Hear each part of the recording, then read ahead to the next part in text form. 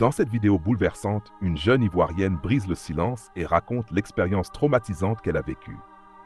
Ce qui devait être un simple trajet en taxi s'est transformé en un véritable cauchemar, lorsqu'un homme se faisant passer pour chauffeur a tenté de la tuer dans un contexte de rituel. À travers son témoignage, elle alerte, sensibilise et invite chacun à plus de vigilance face à ces dangers bien réels. Hier, je ne me sentais pas bien dans ma peau. Toute la journée, je n'avais pas mangé. Donc, aux environs de 23 heures, j'ai commencé à sentir, j'ai commencé à trembler, j'ai commencé à être faible, j'ai commencé à avoir faim. Donc, vers 23h20, par là, 30, en tout cas, peut-être minuit, je décide de sortir trouver quelque chose à manger. Je finis de manger, je prends la nourriture emportée. Et il y a un ami qui m'a écrit, il me dit que dans son bar les mercredis, il y a rumba. Vu que j'aime bien la rumba, je me dis d'accord, je vais venir là-bas directement. Et c'est comme ça que j'ai commandé un taxi Yango. Quand j'ai commandé le Yango, on dit il vient dans 18 minutes. Donc, c'était trop long pour moi. Donc j'ai arrêté un côté, vu que je ne voulais pas trop durer dehors, je me suis dit que je vais aller écouter la rumba jusqu'à minuit 50, 1h, il rentre à la maison. Donc, je commande un taxi. Le taximètre me prend. Il me prend au grand carrefour de Ndotré. Vu que c'est là que ma maman fille, elle est malade, je suis avec elle. Donc, il me prend au grand carrefour de Ndotré. Il prend la voie d'Agripac, on s'en va à Makori.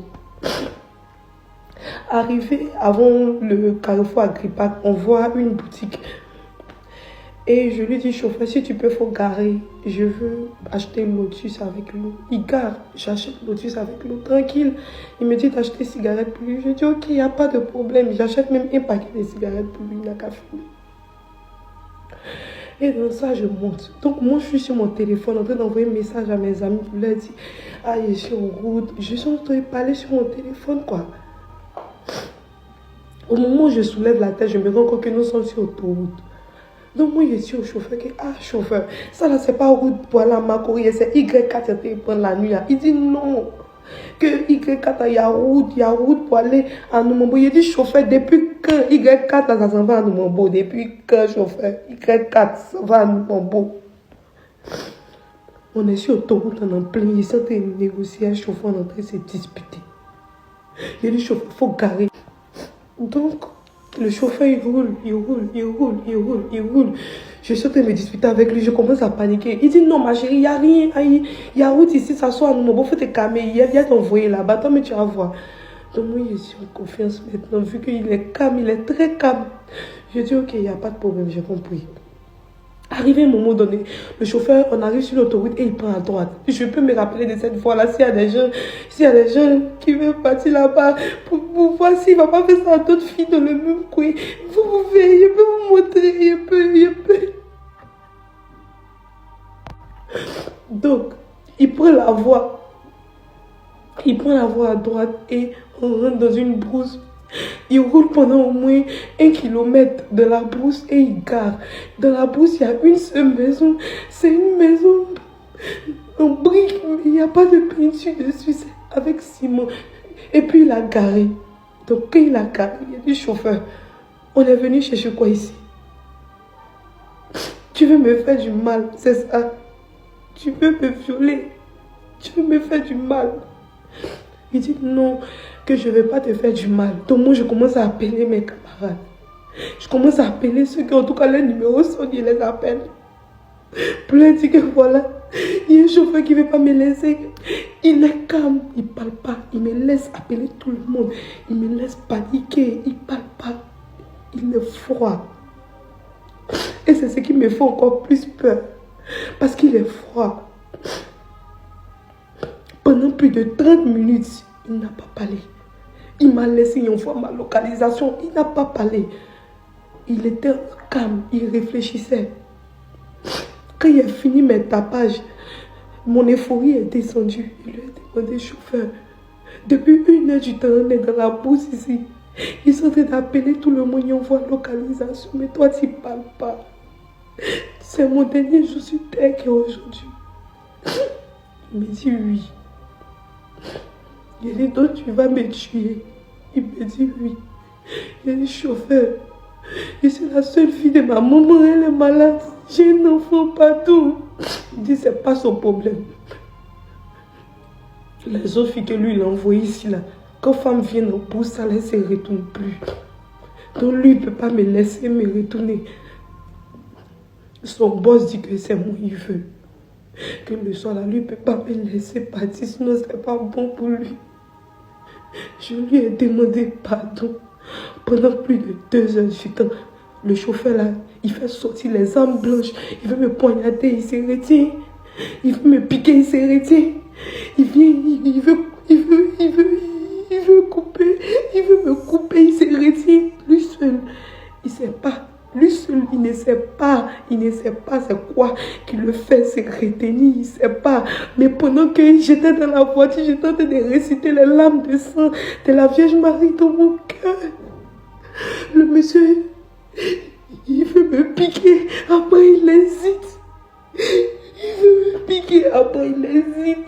Pendant plus de 2 heures, il veut me tuer. Il n'arrive pas à me tuer. Pendant plus de 2 heures, il n'arrive pas à me tuer. Il n'arrive pas à me tuer. Il ne sait pas pourquoi ça l'énerve, mais il n'arrive pas à me tuer. Il débat la voiture, il était. Il débat la voiture, il était. Il débat la voiture, il était. Il débat la voiture, il était. Pendant plus de 2 heures du temps, il m'a brutalisé, il m'a tout fait, mais il n'arrive pas à me tuer. Il m'a traumatisé parce que ce qu'il a fait là, il m'a tué mentalement. Il m'a traumatisé. Mais il y a des choses, je ne peux pas venir expliquer ici parce que la police m'a demandé de ne pas rentrer dans les détails. Et c'est comme ça, il m'a dit que lui, son boss me veut. La zone est surveillée. Il me demande, tu as combien sur toi? J'ai dit, ce que j'ai sur moi, c'est pour le médicament de ma maman. Il dit, à cause de ta maman, je vais te laisser. À cause de ton enfant, je vais te laisser. Parce qu'il n'arrive pas à te tuer. Mais je vais te laisser au milieu de la brousse. Quand je vais démarrer, toi, il faut partir tout droit seulement. Il ne faut pas te retourner. Tu seras surveillé jusqu'à ta sortie. Si tu fais sortir ton téléphone, ils vont te tuer. Donc, quand ils vont te voir passer sans téléphone, ils vont se dire, il y a tout pris à toi, mais au moins, il ne t'a pas tué. Mets ton téléphone dans ton caleçon. Il était très calme. Il dit, mets ton téléphone dans ton caleçon. Il mis mon téléphone dans mon caleçon. Il dit, tu as déjà envoyé ta localisation, il ne peut pas prendre ton téléphone. Il m'a dit, descends. Je suis descendu dans la brousse, mon seul. Il a démarré sa voiture, il est parti. Je suis seul dans le noir, dans la brousse. Il n'y a pas de lampadaire. Il n'y a rien. Mais je ne peux pas allumer mon téléphone pour faire torche. Je suis en train de marcher. Tout ce que j'ai fait, c'est de réciter les larmes de sang de la Vierge Marie. Et je vois un chien qui commence à aboyer. C'est ce chien-là qui était devant moi, qui m'a accompagné jusqu'à ce que je suis arrivé au bord de la route. Pendant plus de 15 minutes dans la forêt, c'est un chien qui m'a guidé jusqu'au bord de la route. Si ce n'est pas Dieu, c'est qui? Un chien qui m'a accompagné jusqu'au bord de la route. Je suis arrivé au bord de la route, je ne gagnais pas de taxi. Je voyais des hommes bizarres, mais c'est comme si eux ne me voyaient pas. Ils passent comme si... Que vous êtes en train de discuter, c'est ta mort. Il te demande les informations sur ta vie.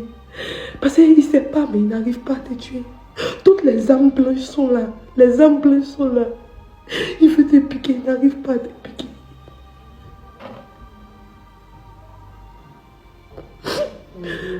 Et c'est comme ça que je suis sortie de la brousse là. Il a commencé à marcher pendant au moins 2 kilomètres pour retrouver la lumière. Et j'ai commandé un Yongo. C'est quand le Yongo est venu, il m'a dit que j'étais sur la route d'Azagui. Il m'a demandé comment ça s'est passé. Je lui ai expliqué. Il dit, à cause ça, il dit aux filles, quand elles sont en voiture, il ne faut pas elles vont dormir dans la voiture. Il dit, à cause ça, il dit aux filles, quand elles sont en voiture, il ne faut pas elles vont rester sur leur téléphone, elles n'ont qu'à regarder la route. Que parmi les chauffeurs, il y a trop de malfaiteurs. Et le chauffeur, il m'a dit que lui, il n'est pas chauffeur de Yongo. Il n'est pas chauffeur de taxi. Que lui, il est ritualiste. Ils m'ont repéré depuis au carrefour d'Autré. Et puis son patron lui a dit qu'à venir me prendre. Donc lui, il ne peut plus se retourner. Mais si ce n'est pas Dieu, lui, il n'allait pas me laisser. La situation qu'il a vécue, de la manière il a été brutalisé dans la brousse, toutes les filles qui rentrent dans ce genre de brousse ne sont pas vivantes. Et c'est même pas comment il est servi. Et je vais venir parler de ça. Vous allez vous moquer de moi. Je vais venir parler de ça. Vous allez m'insulter. Vous moquer. À quel moment l'Ivoirien est devenu autant méchant? À quel moment? Il y a des détails dans lesquels je ne peux pas rentrer sur cette histoire parce qu'elle est un peu trop insolite. Et la police m'a demandé de ne même pas parler. Mais comme je suis têtue et si je veux aider d'autres jeunes filles, c'est pour ça que je suis venue parler. Chacun peut dire ce qu'il veut. Mais les filles, n'écoutez pas ce que les garçons là vont dire. Écoutez-moi. Arrêtez de sortir tard. Ce que vous faites la nuit, vous pouvez faire ça la journée. Vous prenez trop de risques. À cause de Rumba, ils ont failli me tuer. Faites attention à vous. Quand vous montez dans une voiture, prenez toujours la photo de la plaque d'immatriculation. Parce que je n'ai pas pu prendre la photo de la plaque. J'ai fait confiance à ce chauffeur-là. Dans la brousse, quand il m'a laissé, il ne pouvait pas faire sortir mon téléphone. C'était déjà dans mon caleçon. S'il faisait sortir, qu'on sautait sur moi, je faisais quoi? Je faisais quoi? Faites attention à vous les filles. Pardonnez. Faites attention à vous les filles. Les gens sont devenus méchants. La Côte d'Ivoire n'est plus sécurisée. Les Ivoiriens sont devenus mauvais. La seule chose qui m'a sauvée, c'est qu'il m'a parlé en Djoula. Il a répondu en Djoula. C'est tout. Si il ne comprenait pas Djoula, il allait me tuer. Si il ne comprenait pas Djoula, il allait me tuer. Prenez soin de vous les filles, pardonnez. Pardonnez. Faites très attention à vous. Faites attention. Parce que si la même chose vous arrive, quand vous allez venir expliquer, ils vont se moquer de vous comme de la manière dont ils se moquaient de moi. Je vous le dis. Non, regardez bien les commentaires, comment ils vont se moquer de moi. Pour prendre l'exemple de ceux, vous n'allez pas faire les mêmes erreurs. Vous avez compris. Faites attention à vous les filles. L'Ivoirien est devenu méchant. Très méchant. Des gens m'ont vu sur l'autoroute. On pouvait venir me piquer à tout moment. Ils ne se sont pas arrêtés. Ils ne se sont pas arrêtés pour m'aider. Personne ne s'est arrêté pour m'aider. Dans un pays comme la Côte d'Ivoire, une jeune fille souffre au bord de la route. Elle est blessée. Elle pleure. Personne ne s'arrête pour l'aider. Personne. Faites attention les filles. Si ce n'est pas Dieu, si ce n'est pas le Saint-Esprit, je ne sais pas comment je suis sortie de forêt là. Parce que tout droit même il m'a dit de prendre là, ce n'est pas tout droit il a pris, mais je suis sortie de forêt là quand même. Je suis la seule fille. Je lui dis, et puis il croit qu'on envoie dans la forêt, et puis on la tue pas, elle sort. Parce que je sais sur quoi il compte. Priez beaucoup. Priez beaucoup. Il ne peut pas rentrer dans tous les détails, mais c'est ce qu'il peut expliquer, en tout cas selon la police qu'il a expliqué. Faites attention à vous. Ce témoignage nous rappelle que la vigilance peut sauver des vies. Ce que cette jeune fille a vécu aurait pu avoir une issue tragique. En partageant son histoire, elle espère prévenir, sensibiliser et éviter que d'autres ne tombent dans le même piège. Restons attentifs, protégeons-nous et n'hésitons jamais à signaler toute situation suspecte.